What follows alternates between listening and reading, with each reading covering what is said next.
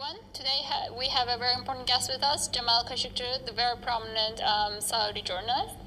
Welcome, Mr. Jamal. How are you? Ahlan wa sahlan. Thank you for having me here. So since we have you on the spot, as Al Shakran, we have some questions for you that would, be very informative for our audience. Especially, I think now everybody's watching Saudi Arabia and what's going on.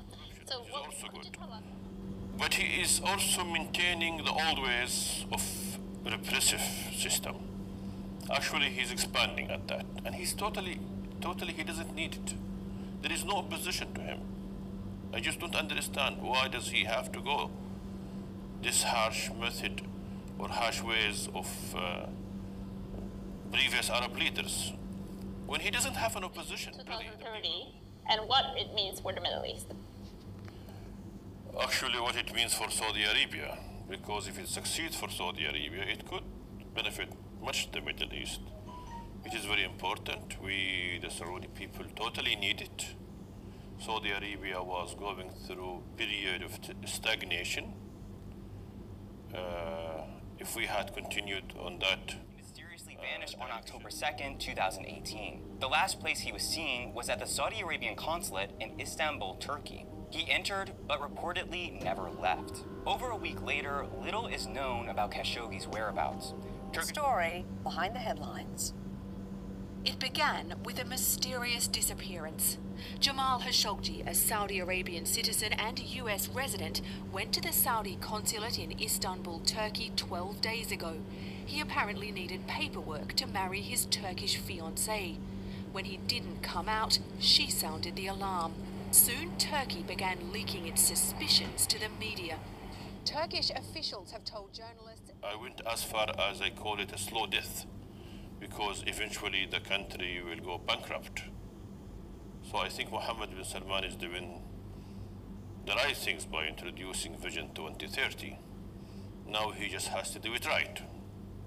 I think it is our last chance, considering the circumstances in the world, considering the change in the oil. Jamal Khashoggi was murdered inside the Saudi consulate, and the culprits, they think, were the members of a 15-man team who arrived in Turkey that day and left in the evening. We have those coming 10, 15 years to make our position in history. If we failed, God forbid, we will have a serious problem in Saudi Arabia. But looking at the methods, recent methods, especially what happened with corruption cases and the Ritz-Carlton issue and several other ways of... I'm not an opposition. Most of them are supportive of his reform. A few traditional Wahhabis who will oppose to women driving and women's rights, but I would say 95% of the people who he arrested in September are reformist. So he needs to get away from this behavior of the past. On Saturday, the Turkish fiancée of missing Saudi journalist Jamal Khashoggi has revealed how the couple spent their last hours together. She wrote that tyrants eventually pay for their sins. Reuters reports that Hatice Cengiz is a doctoral student at a university in Istanbul, insider turned critic. He entered the Saudi consulate in Istanbul on October 2nd to obtain paperwork for his upcoming marriage to Cengiz. He hasn't been seen in public since. The disappearance almost 2 weeks ago has drawn international condemnation and sparked warnings from U.S. President Donald Trump of severe punishment. It looks like even Salman is, instead of choosing to be the new king of a new era, he's using old methods and choosing to be the groom of the old era. What would you say?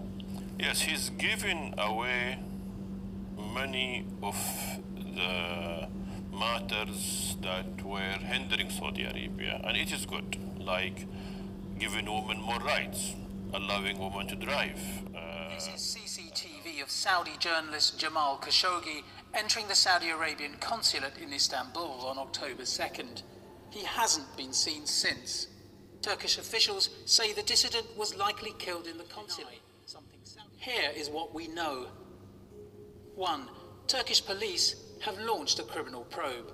Surveillance video released by Turkish television showed a flurry of cars, including a black Mercedes van, around the time Mr. Khashoggi was in the consulate. Turkish investigators are examining the possibility that this vehicle was used to spirit away the journalist, dead or alive.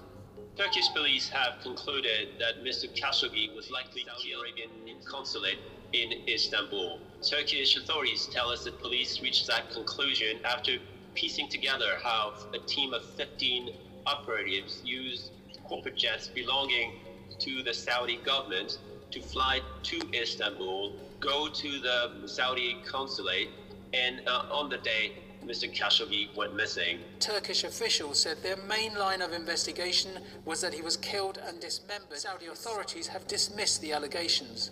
So far, the Saudi government has said it is as concerned about Jamal Khashoggi's disappearance as anyone else. They have strongly denied any involvement in his disappearance and have also dispatched a team of security officers to Istanbul to help in the investigation. So the government claims that Jamal Khashoggi entered the consulate on October the 2nd and left shortly afterwards. They support that claim so far. 2. The US has been drawn into the controversy. Saudi Arabia's Crown Prince Mohammed bin Salman and President Trump have a close relationship, but this could change. It's a very sad situation. It's a very bad situation, and we want to get to the bottom of it. Since Trump came to office, he made maintaining good relations with Saudi Arabia a top priority. Lawmakers speak out on the Khashoggi affair, demanding answers from the Saudi government, and this despite repeated blanket denials from the Saudi government that it had anything to do with Khashoggi's disappearance. 3. Saudi Arabia faces another public crisis. Crown Prince Mohammed bin Salman has been cultivating an image of Saudi Arabia as an investor-friendly and less conservative nation. So should the Saudi Khashoggi's disappearance be confirmed, it would likely increase the perceived risk of doing business in the kingdom. A priority for Saudi Arabia's Crown Prince, Mohammed bin Salman, has been to persuade investors and foreign governments that Saudi Arabia is open for business and it's a new Saudi Arabia. Incidents like this give ammunition to critics who say actually Saudi Arabia is an authoritarian country and the leadership remains unpredictable.